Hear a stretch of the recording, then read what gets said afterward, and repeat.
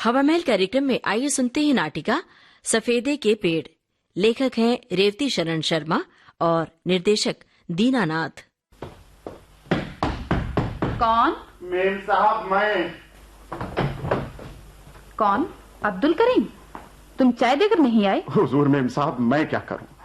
साहब कहते हैं पहले उन्हें दे आओ, आप कहती हैं उन्हें दे आओ, मेरी तो कोई सुनता नहीं। तुम्हारी? जी, मैंने साहब से कहा आप ही मान जाइए, और अगर नहीं मानते तो मैं डबल चाय ले आता हूँ, आप भी इधर ही पी लीजिएगा। लेकिन वो मानते ही नहीं। क्या कहते हैं?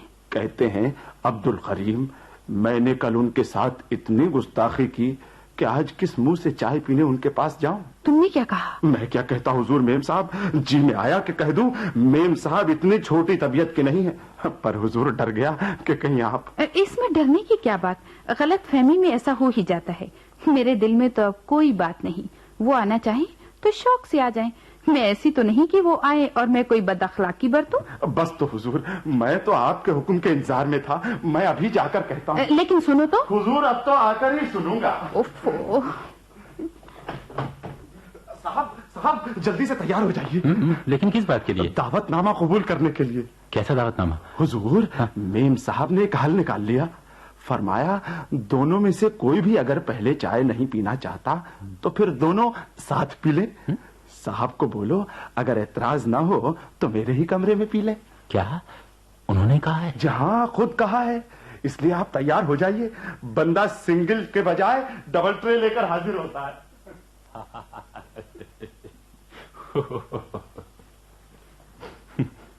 एक कप और लीजिए। बस बस, शुक्रिया, बहुत बहुत शुक्रिया। आज तो मैंने 3 कप पी लिए, वरना एक से ज्यादा मैं कभी नहीं पीता है। मैं आपका बेहद शुक्रगुजार हूँ। इसमें शुक्रिया की क्या बात है? मुझे तो जैसे ही अब्दुल करीम ने कहा कि साहब कहते हैं कल के वाक़ये के बाद वे किस मुंह से चाय पीने मेरे कमरे में आए। जी, अब्दुल करीम ने क्या कहा? यही कि आप उसकी बात मानकर चाय पीने यहाँ आ जाते। लेकिन किसकी बात मानकर? अब्दुल करीम की। आप क्या कह रही हैं? क्यों? अब्दुल करीम ने तो मुझे ये कहा कि आपने यह हल निकाला है कि अगर दोनों चाय पहले पीना ना चाहें तो फिर दोनों साथ पी लें। क्या? जी हाँ। यानी आपने खुद यहाँ आना नहीं चाहा? कतई नहीं।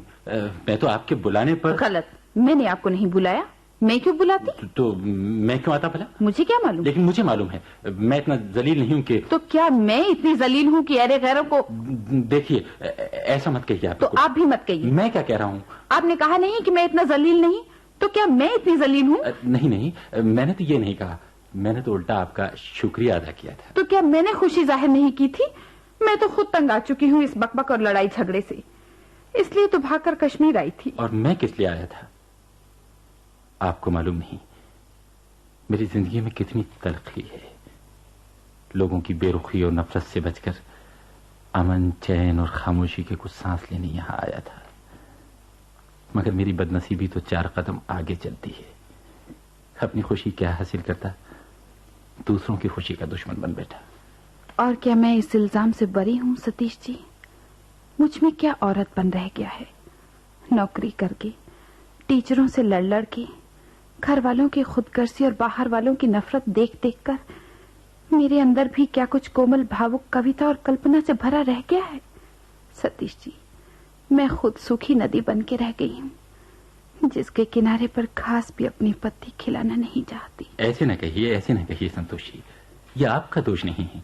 ये जिंदगी, ये दुनिया, इसके लोग ही ऐसे हैं। ये सब ऊपर से देखते हैं, दिल में झांक कर कोई नहीं देखता। लेकिन मैंने भी ये क्या बात शुरू कर दी, आपका अच्छा भला मूड खराब कर। नहीं नहीं, आपसे बात करके मेरा दिल हल्का हो गया। अब मैं बहुत हल्का महसूस कर रही हूँ। अच्छा, तो बाहर आइए ना, देखिए क्या सुनहरी धूप है। अरे हाँ, आइए। हाय, जरा गुलमर्ग को देखिए, कितना ओसीला, कितना हरा भरा और कितना आंखों को ठंडक पहुंचाने वाला लग रहा है। अरे सच, कल दोपहर आए थे तो बड़ा बासी बासी सा लग रहा था, पर अब ओस में नहाकर घास कैसी जगमगा रही है। और हरी भरी घास के ऊपर से ये देवदार के काले काले जंगल, सच क्या कलर कंट्रास्ट है। और उनसे ऊपर अलपत्थर की ये चोटी, देखिए तो बस क्या शीशा सी चमक रही है। हाय, सचमुच क्या प्यारी चोटी है। बिल्कुल ऐसे लग रही है जैसे चांदी की बनी हो। चलिएगा। कहाँ? वहाँ इतनी दूर? मेरा दिल कमजोर है। आइए तो, कहीं तो लौट जाएंगे। देखिए, वो भी जा रहे हैं। कौन? वही दोनों। वो मियाँ बीवी? कहाँ है? वो देखिए, जहाँ से जंगल शुरू होता है, वो पोनियों पर। हाँ हाँ, देखिए कैसे जा रहे हैं। हाथ पकड़ रखे हैं एक दूसरे के। बड़ा प्यार करते हैं एक दूसरे को। हाँ। उम्र की बात है, उम्र निकल जाती है तो सब कुछ निकल जाता है। हाँ, सब कुछ निकल जाता है, बस बुढ़ापा रह जाता है। हाँ, पर आप अपने आप को कैसे बूढ़ा समझने लगे? क्यों? क्या मैं जवान लगता हूँ? बिल्कुल। आप अपने आईने में देख रही हैं। क्यों? क्या मैं जवान लगती हूँ? आप, संतोष जी, कुछ बातें ऐसी होती हैं जिनका जवाब इंसान जानता है, पर ये नहीं जानता कि जवाब देने का उसे हक है कि नहीं। चलिए, फिर धूप तेज हो जाएगी। चलिए।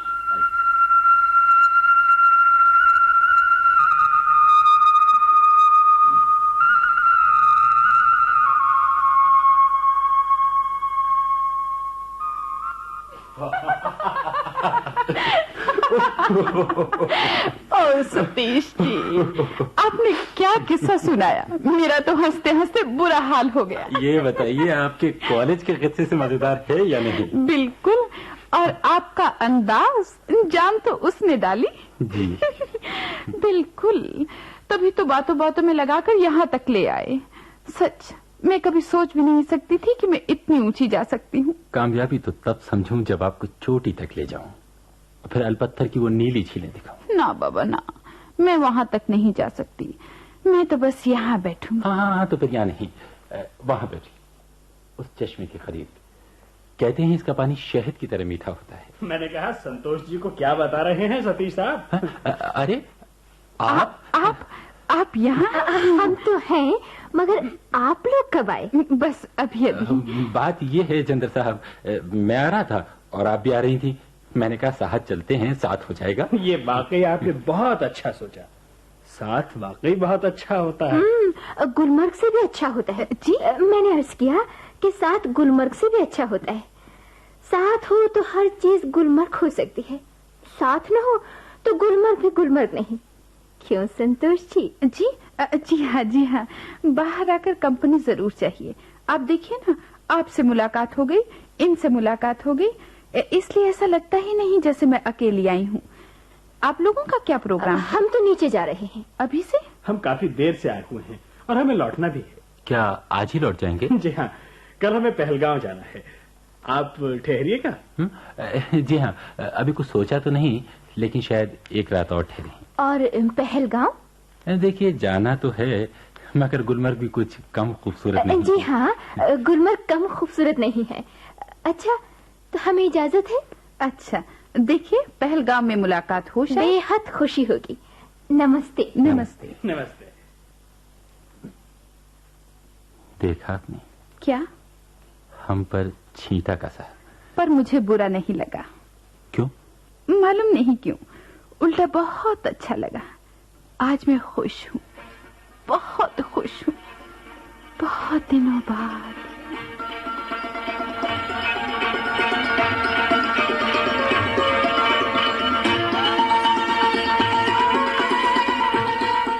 गुलमर्ग, खिलनमर्ग, पहलगाम। सच सतीश जी, आपने मिलते तो ये सब कुछ मैं इतनी अच्छी तरह से न देख पाती। और मैं संतोष जी, मेरी जिंदगी के ये 15 दिन ऐसे कटे हैं कि मैं जिंदगी भर नहीं भूल सकता। आपका साथ, आपका हर वक्त मेरा ख्याल रखना, हम लोगों का एक साथ घूमना, चाय पीना, खाना खाना। ओहो, मैं किस जबान से आपका शुक्रिया अदा करूं? आप तो शुक्रिया अदा कर देंगे, पर मैं किस तरह आपका एहसान चुका सकूंगी? पहलगांव में तबीयत खराब होने पर जिस तरह 2 रातें आपने मेरे सिरहाने आंखों में काटी। आप कैसी बातें कर रही हैं? क्या ये इंसान का फर्ज नहीं होता? फर्ज? हाँ।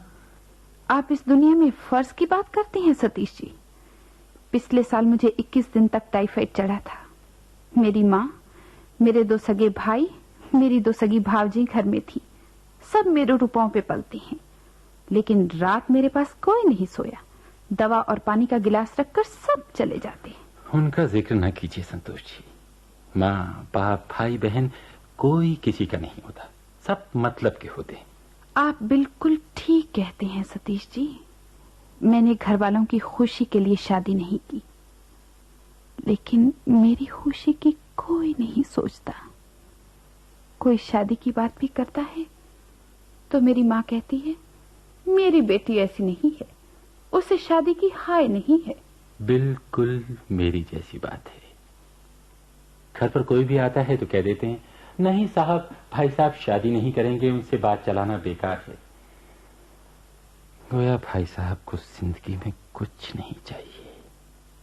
भाई साहब तो पत्थर हैं। ओह, मैं कितनी बुरी हूँ, ऐसी बात ले बैठी, आपको भी उदास कर दिया। आप चाय पिएंगे? नहीं संतोष जी, आज अपने कमरे में ही चाय पीऊंगा। क्यों? इसलिए कि आज आप चाय पिला देंगी, पर कल के बाद तो फिर खुद ही चाय बनाना और खुद ही पीना होगा। कल जरूर जाएंगे? जाना ही होगा संतोष जी, एक दिन तो लौटना ही होगा। कुछ दिन और नहीं ठहर सकते? ठहर सकता हूँ, पर 2-4 दिन ठहरने से क्या होगा? 2-4 दिन के लिए भूली रहूंगी कि दुनिया बुरी होती है, लोग खुदगर्ज होते हैं, कोई किसी के दर्द की दवा नहीं बनता। ये आप क्या कह रही हैं संतोष जी? मुझे मालूम नहीं कि मुझे ये कहने का हक है कि नहीं, लेकिन फिर भी कहता हूँ, अगर आपने मुझे अपने लिए कुछ करने का कभी भी मौका दिया तो मैं इसे अपनी खुशनसीबी समझूंगा। और मैं क्या मैं इतनी बदनसीब हूँ कि जिसने पहली मर्तबा मेरे दिल को यूं रखा, मैं उससे लेती ही रहूंगी, तकलीफ ही देती रहूंगी? ये मेरे लिए तकलीफ नहीं होगी, ये मेरे लिए सबसे बड़ी खुशी होगी। जिंदगी में मैं पहली बार महसूस करूंगा कि किसी ने मुझे अपना समझा है। और मैं क्या मैं कभी किसी को महसूस न करा सकूंगी कि मैं भी किसी की हो सकती हूँ, मैं भी किसी के लिए कुछ कर सकती हूँ? संतोष जी, मैं बुरी हो गई हूँ ना। ये क्या संतोष जी, ये क्या पागलपन है? संतोष, ये क्या पागलपन है? मुझे रोने दो, मुझे रोने दो, मुझे अपने फूटे भाग पे रोने दो। रो मत संतोष, रो मत। अगर तुम यही चाहती हो कि मैं तुमसे वो कह दूं जो आज तक मैंने ठुकराए जाने के डर से किसी से नहीं कहा, तो लो, मैं कह ही देता हूं, मुझसे शादी कर लो, मुझे अपना लो। तुम सच कह रहे हो? हाँ संतोष, मुझे अपना लो, क्योंकि अपनी जिंदगी की सूनी सड़क पर गुलमर्ग के रास्ते में खड़े सफेदे के पेड़ों की तरह तना नहीं खड़ा रहा जाता। मुझे सहारा दो, अपना साथ दे दो। मेरे सतीश, तुम मेरा भी हाथ थाम लो। मैं बहुत कुछ खो चुकी हूँ, पर जो बचा है उसे तो पा लेने दो। मेरी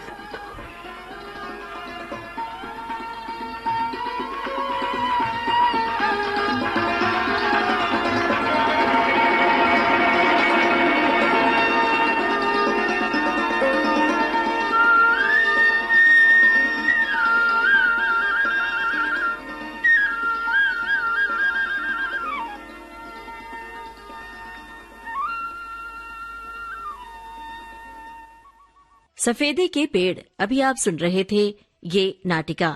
लेखक रेवती शरण शर्मा थे और निर्देशक दीनानाथ। ये थी आकाशवाणी दिल्ली की भेंट।